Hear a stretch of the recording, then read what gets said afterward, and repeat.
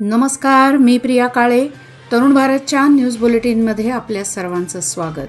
आता पाहूया ठळक घडामोडी. बेळगाव जिल्ह्यात गेल्या 4 दिवसापासून पावसाचा जोर वाढत चाललेला आहे व पुढील काही दिवस अतिवृष्टी होईल असा अंदाज हवामान विभागाने वर्तवला आहे.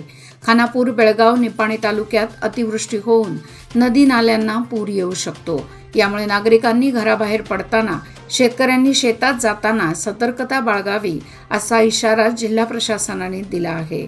पूर पाहताना सेल्फी काढू नका.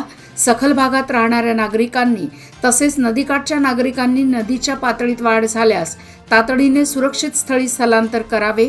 नाले, नदीकाठच्या नागरिकांनी दक्ष राहावे. पाणी पुलावरून वाहत असल्यास पूल ओलांडू नये व पूर पाहण्यासाठी गर्दी करू नये. मोडकळीस आलेल्या व धोकादायक इमारतीमध्ये आश्रय घेऊ नये असा आदेश जारी केला आहे. मुसळधार पावसामुळे पाटणे फाटा ते तिलारी या मार्गावर ताम्रपणी नदीला पूर आल्याने संपूर्ण मार्ग पाण्याखाली गेला. त्यामुळे दोन्ही बाजूनी वाहतूक वाहनांच्या रांगा लागल्या होत्या. अशा धोक्याच्या परिस्थितीत काही वाहन चालकांनी पाण्यातून वाहने चालवल्याने मात्र वाहने अर्ध्यावर पाण्यात बुडून बंद पडली. पाण्याच्या वाढत्या प्रवाहामुळे वाहून जाण्याचा धोका निर्माण झाल्याने स्थानिक गावकरी व काही पर्यटक त्यांच्या मदतीला धावून गेले. सुदैवाने जीवितहानी टळली, मात्र वाहनधारकांनी सतर्क राहणे गरजेचे आहे. बेळगाव शहरातील केएलई हॉस्पिटल समोर सोमवारी जुनाट वृक्ष उन्मळून पडल्याने 3 वाहनांचे नुकसान झाले. या अपघातात सुदैवाने जीवितहानी टळली. राष्ट्रीय महामार्गाकडे जाणाऱ्या मार्गावर ही घटना घडली. वृक्ष विद्युत वाहिन्यांवर कोसळल्याने काही काळ वीज पुरवठा खंडित झाला होता. या घटनेची माहिती मिळताच अग्निशमन दलाच्या पथकाने घटनास्थळी धाव घेतली. दरम्यान झाडाच्या फांद्या छाटून मार्ग मोकळा केला. वन खात्याकडून शहरातील धोकादायक झाडे व फांद्यांचा प्रश्न पुन्हा ऐरणीवर आला आहे. कर्नाटक महर्षी वाल्मिकी अनुसूचित जमाती विकास महामंडळ लिमिटेडमधील आर्थिक अनियमिततेच्या संदर्भात मंत्री व अधिकाऱ्यांनी राजीनामा द्यावा या मागणीसाठी कर्नाटक अनुसूचित जाती व वाल्मिकी संघटनेच्या वतीने आंदोलनाद्वारे करण्यात आली. वाल्मिकी महामंडळाचे 187 कोटी रुपयांचा मेगा घोटाळा झाला आहे.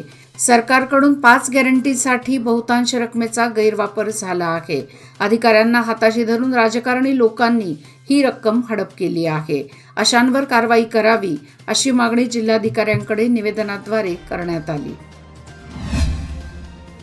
बेनकनहळ्ळी ग्रामपंचायतीच्या वतीने फॉगिंग मशीनद्वारे औषध फवारणीस सुरुवात करण्यात आली. गावामध्ये डेंग्यू व मलेरिया याची साथ कमी करण्यासाठी विविध उपाययोजना ग्रामपंचायतीद्वारे राबवण्यात येत आहेत. गावातील सर्व नागरिकांनी पाणी गरम करून प्यावे व आपल्या घराच्या आजूबाजूचा परिसर स्वच्छ ठेवावा. घरातील केर कचरा गाडीमध्ये द्यावा.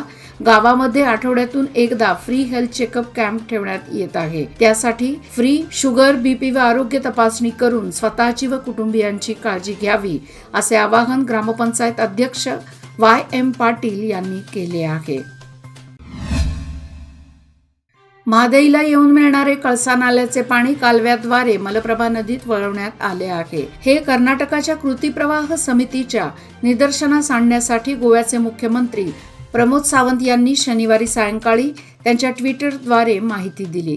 त्यानंतर दुसऱ्या केंद्र सरकारच्या महादेई प्रवाह समितीच्या सदस्यांनी कणकुंबीतील कळसा, चापोलीतील कोटणी डॅमसह नेरसेतील भांडुरा नाल्याची पाहणी केली.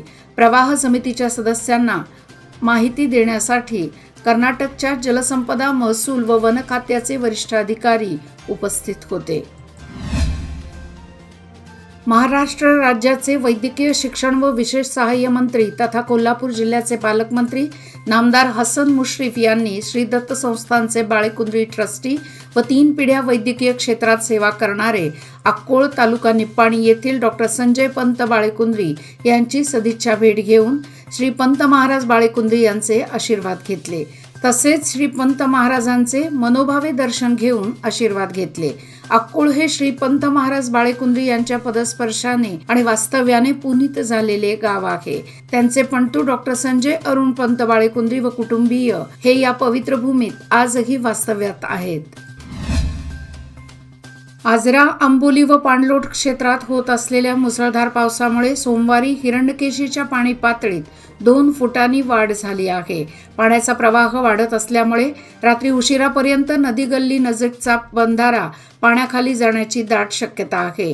संबंधितांनी या बंधाऱ्यावरून होणारा नागनूर संकेश्वरचा जनसंपर्क थांबवावा अशी मागणी पुढे आली आहे. महामार्गावर कोगनोळी नजीक दुचाकीवरून पडून जखमी झालेल्या युवकाचा कोल्हापूर येथील सिटी हॉस्पिटलमध्ये उपचारादरम्यान रविवारी रात्री मृत्यू झाला. रोहित भरत काकडे, वय वर्षे 32, राहणार सासणे गल्ली, निप्पाणी असे मृत झालेल्या युवकाचे नाव आहे. याबाबत अधिक माहिती अशी: 14 जून रोजी कोगनोळी येथे महामार्गावर हा अपघात झाला होता. त्यामध्ये रोहित काकडे हा गंभीर जखमी झाला होता. त्याला उपचारासाठी कोल्हापूर सिटी हॉस्पिटल येथे दाखल करण्यात आले होते. उपचार चालू असताना रविवारी रात्री त्याचा मृत्यू झाला. संपूर्ण कर्नाटक राज्यात डेंग्यूची साथ झपाट्याने वाढत आहे. निप्पाणी तालुक्यातही सरकारी रुग्णालयातील माहितीनुसार 14 रुग्ण आढळले आहेत.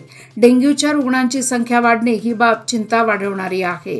यासाठी तालुका प्रशासन व अधिकाऱ्यांनी शहर व ग्रामीण भागात तातडीने खबरदारीच्या उपाययोजना राबवल्या पाहिजेत. उपाययोजना राबवत असताना नागरिकांची जागृती देखील केली पाहिजे, अशा सूचना आमदार शशिकला जोल्ले यांनी सोमवारी शासकीय विश्रामधाम येथे घेतलेल्या तालुकास्तरीय अधिकाऱ्यांच्या बैठकीत केल्या.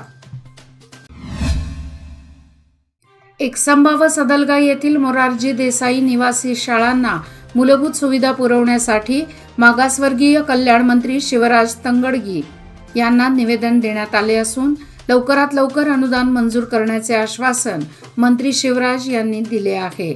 तसेच देवस्थान जीर्णोद्धारासाठी 50 लाख तर स्मशानभूमी जागा घेण्यासाठी 1,27,00,000 रुपये मंजूर करण्यात आल्याची माहिती विधान परिषद सदस्य व कर्नाटक सरकारचे दिल्ली प्रतिनिधी प्रकाश हुक्केरी यांनी दिली. एकसंबा येथे पत्रकारांशी ते बोलत होते. याचबरोबर आजचे बातमीपत्र इथेच संपले. अधिक माहिती आणि ताज्या घडामोडी करता पाहत रहा तरुण भारत न्यूज चॅनल.